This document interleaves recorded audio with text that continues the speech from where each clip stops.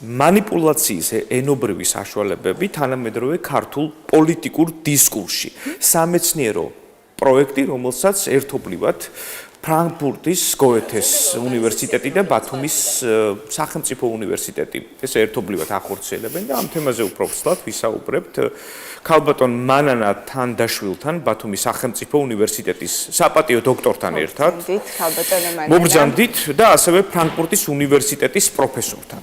დიდი მადლობა რომ ხართ ჩვენთან ერთად. მნიშვნელოვანია ამ სამეცნიერო პროექტში ჩართულები არიან როგორც გერმანელი პროფესორები, ასევე ქართველი მეცნიერები და მოგვიყევით ამ პროექტის შესახებ ყურადღებით მოგისმენთ. დიდი მადლობა. მე არ ვიქნები პირველი ვინც იტყვის რომ ჩვენი პროექტი რომელსაც ჩვენ ვახორციელებთ არის ძალიან საინტერესო, საერთოდ ვთვლი რომ ნებისმიერი სამეცნიერო საკითხი ძალიან საინტერესო არის და იმსახურებს ყურადღებას და კვლევას. თუმცა ჩვენი პროექტი იმით არის გამორჩეული, რომ იგი ინტერდისციპლინური კვლევის ასპექტების გათვალისწინებას მოითხოვს. ეს არის დარგები, როგორც არის პოლიტოლოგია, ენათმეცნიერება, სოციოლოგია, კონფლიქტოლოგია და ასე შემდეგ და ასე შემდეგ. სია ძალიან გრძელია. ჩვენი მიზანი გახლდათ ქართული პოლიტიკური ზეპირმეტყველების შესწავლა უკვე მანიპულაციის ენობრივი საშუალებების თვალსაზრისით, იმიტომ რომ მოგეხსენებათ პოლიტიკური სიტუაცია უფრო და უფრო ყოველთვის აქტუალური თემაა.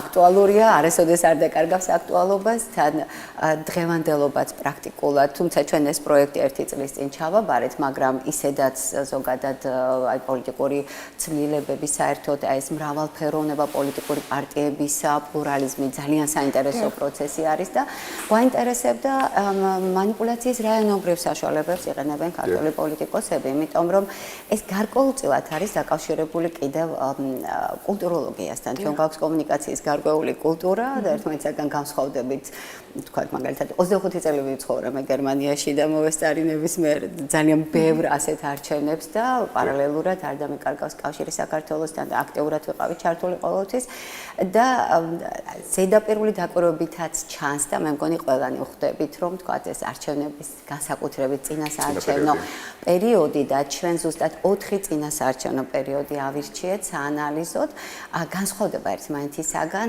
გვაინტერესებს არა მხოლოდ ზოგადად თქვათ ქართულ პოლიტიკურ მეტყველებაში მანიპულაციის რაიონობრივი საშუალებები დომინირებს, არამედ გვაინტერესებდა დიაქრონიაც თქვათ აი 2012 წლიდან როგორ შეიცვალა ეს გამოხატულება ორატორობის ხელოვნება. აი ზუსტად ამ თვალსაზრისით და შეგიძლიათ გაგვიზიაროთ ამ კვლევის შედეგები, საინტერესოა. ჩვენ როგორც მაყურებელი რას ვტოვებთ, როგორც მსმენელი, რა მანიპულაციის ხერხებს ვერ ხვდებით, როგორ ვექვემდებარებით ჩვენ დაუნებურად. დიახ. საქმეში გახლავთ, რომ როდესაც ჩვენ უსმენთ პოლიტიკოსებს, ჩვენ მას აღვიქვამთ შინაარსობრივი თვალსაზრისით, თუმცა მისი ანალიტიკა არ ხერხდება, ჯერ ერთი იმიტომ, რომ ეს ძალიან ცოცხალი პროცესია და ჩვენ ვართ მსმენელები, ანუ ინფორმაციას ვიღებთ. როგორც კი ხდება მისი გატექსტება და შემდეგ მისი ენობრივი დამუშავება და ჩვენ ძირითადად მუშაობთ სტატისტიკური მეთოდებით, აი ვითვლით მაგალითად ხშირად გამოყენებულ სიტყვებს, ვითვლით იმას მაგალითად რამდენჯერ გამოიყენებს პოლიტიკოსი მენაცვალს ახალს, როდის წამოწევს ის წინ თავისი, ასე ვთქვათ, მნიშვნელობას მიენიჭებს თავის მიერ რამდენჯერ ხმარობს ჩვენ ნაცვალს ახალს და ამ ჩვენში რა იგულისხმება მე და ჩემი პარტია თუ მე და ვთქვათ ამომრჩეველი. გარდა ამისა არგუმენტაციის სტრუქტურებს იყენებს თუ არა, იმიტომ რომ ხშირად ეს გამოსვლები არ არის არგუმენტირებული, ეს კი გვაწვდიან თავიანთ მოსაზრებებს, თუმცა ამისი არგუმენტაცია არ ხდება. ძალიან მნიშვნელოვანია და ეს ბოლო დროს განსაკუთრებით შეიმჩნევა სიძულვილის ენის გამოყენების კოეფიციენტის ასე ვთქვათ განსაზღვრა და ჩვენ წინსწრებად უკვე 4 ტომი გამოვეცით ქართული პოლიტიკური ზეპირმეტყველების ქრესტომატია ძალიან დიდი 1200 გვერდამდეა თითო ტომი მოცულობით და წინსწრებად რაღაც სტატიებიც გამოვაქვეყნეთ, გამოვიკვლიეთ, თქვათ რა დომინირებს, თქვათ რომელი მანიპულაციის რომელი ხერხები დომინირებს.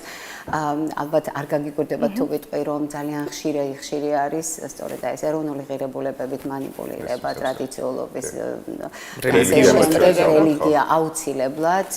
ეს არის ისტორიული ფაქტები, რო ჩვენ დავით აღმაშენებლის და ასე შემდეგ ქვეყანა ვართ, დიდი თამარის და ასე შემდეგ. ასევე არის ძალიან ხშირად მტრის ხატის გააქტიურება, საშიშროების, ასე ვთქვათ, ახსენება, რასთან შეიძლება იყოს ეს დაკავშირებული და რამდენად სტაბილურობის დარღვევის და ვთქვათ, აი ზუსტად შიშის დანერგვისის.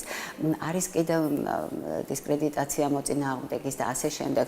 თუმცა აი გამოკვლევმა რაც გვიჩვენა, იყო ძალიან საინტერესო ის, რომ პრაქტიკულად შეფასება ყველაზე მეტად ასე კი გამოიყენება და ეს შეფასება შეიძლება იყოს დადებითიც, ან უარყოფითიც, აი უარყოფითი შეფასებები როგორც წესი ბევრად ჭარბობს დადებით შეფასებებს. ასევე ფაქტებით манипуლირება, იმიტომ რომ ფაქტი თავისთავად ნეიტრალურია, ხო? რაღაცა მოხდა.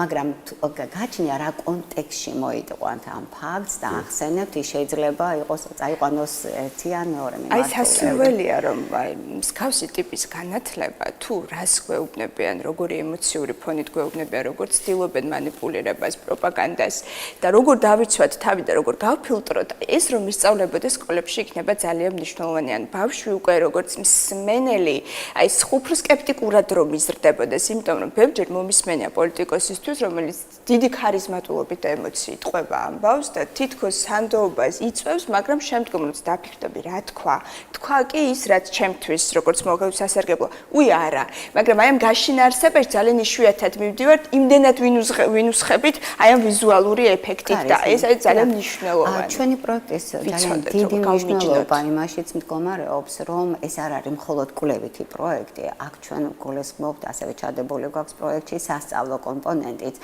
რომლის განხორციელებასაც უპირველეს ყოვლისა ბათუმის სახელმწიფო უნივერსიტეტში ვაპირებთ, საერთოდ აი ფრანკფურტის და ბათუმის უნივერსიტეტების თანამშრომლობა უკვე 15 წელს ითვლის და ბათუმის უნივერსიტეტი იყო პირველი უნივერსიტეტი და მე ამას ყოველთვის გავიმეორებ, რომელმაც დიგიტალურ ჰუმანიტარიას გაუხსნა კარი და ჩვენ ძალიან ბევრი ინოვაციები შემოვიტანეთ, ის რაც ფრანკფურტის უნივერსიტეტში შეიქმნა, ეს ენის ტექნოლოგიების განვითარების მიმართულებითაც, თემატურადაც, დიგიტალური ქართველოლოგია, დიგიტალური რუსთველოლოგია, ჩვენ პრაქტიკულად თანამედროვე მეთოდებით ვიკვლევთ და სწორედ ეს არის ჩვენი მიზანი ამ პროექტშიც, რომ პოლიტიკური ლინგვისტიკა, როგორც მიმართულება, ნაკლებად, აი ცალკეული საკითხები არის ნაკლები, მაგრამ ჩვენ არ გვაქვს სახელმძღვანელო, მთლიანი სურათი არ არის მოცემული, შესაბამისად არც არსებობს ასეთი ლიტერატურა და სწორედ ამას ისახავს მიზნად, საზაფხულო სკოლის ჩატარებას ვაპირებთ სწორედ ამ თემაზე, ძალიან დიდი იმედი მაქვს, რომ უფროსი კლასის სკოლის მოსწავლეებსაც მოვიზიდავთ, იმიტომ რომ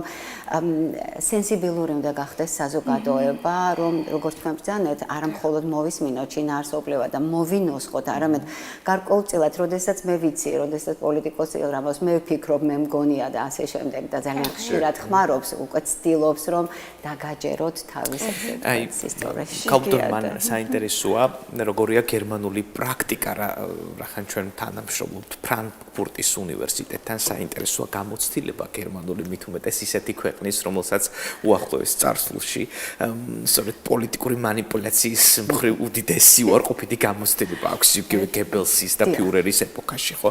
აქედან გამომდინარე, როგორია მათი პრაქტიკა საინტერესო. ზოგადად აი სწორედ მეორე მსოფლიო ომის შემდგომ გერმანელმა, როდესაც გაიაზრა ის შედეგები, რაც შეიძლება მოყვეს სწორედ პოპულიზმს, პოლიტიკურ манипуляციას და ასე შემდეგ.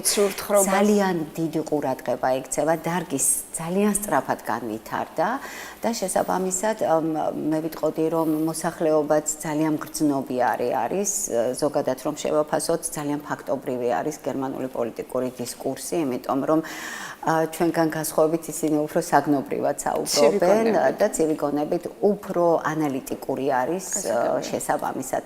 ჩვენ ზოგადად ქართველები ესეთი ემოციურიერი ვართ, როგორც სამხედროები და ეს ეცით აი განსხვავებაც კი არსებობს გერმანელსა და ავსტრიელ პოლიტიკოსის მეტყველებას შორის, იმიტომ რომ რაც უფრო სამხრეთისკენ მოვდივართ, თბება და მზე გვაბედნიერებს, რაღაცა უფრო ესეთი ვეშვებით და ცოტა უფრო ესეთი ლაღად ვუყურებთ ყველა ყველაფერს შესაბამისად ქართულ პოლიტიკურ მეტყველებას მეტი მეტაფორულობა ახასიათებს.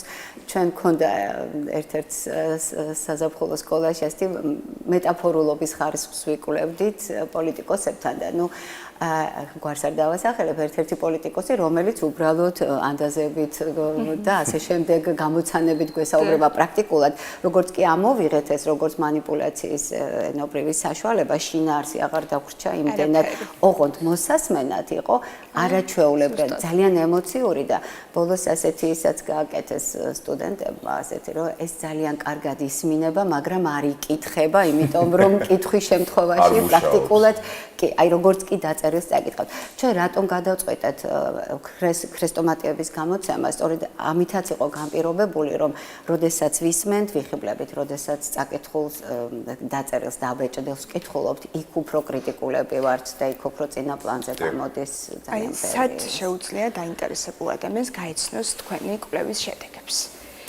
უკაცრავად დიდი ფოტოში ვაპატიეთ. ანალოგიური პერიოდია გაზაფხული და ჩვენ მთელი რიგი აქტივობები გვაქვს დაგეგმილი ამ თვალსაზრისით და სწორედ ახლა 1 საათის წინ დასრულდა ჩემი შეხვედრა ბატონ ტიტე აროშიძესთან, ბათუმის სახელმწიფო უნივერსიტეტის ახალ რექტორთან და ძალიან მიხარია ჩემი პირველი შთაბეჭდილება, რომ ის ტრადიცია, რაც იყო ჩვენს ორ უნივერსიტეტს შორის გაგრძელდება და მან ძალიან დიდი სურვილი გამოთქვა და ინიციატივებით წამოვიდა ამ მიმართულებით და ესწრებოდნენ სტუდენტების სხვათა შორის და მათაც მიმართა და უთხრა რომ აი ეს არის რასაც უნდა აუცილებლად მიიღოთ მონაწილეობა და აი საზაფხულო სკოლა რომელსაც ჩვენ ჩავატარებთ იქნება უფროს კლასელებისთვის და ასევე სტუდენტებისთვის ღია გარდა ამისა ის ნაშრომები რომლებსაც ჩვენ გამოვაქვეყნებთ თემიდან გამომდინარე ძალიან ადვილი და კარგად წასაკითხი იქნება ნებისმიერი მოქალაქისათვის და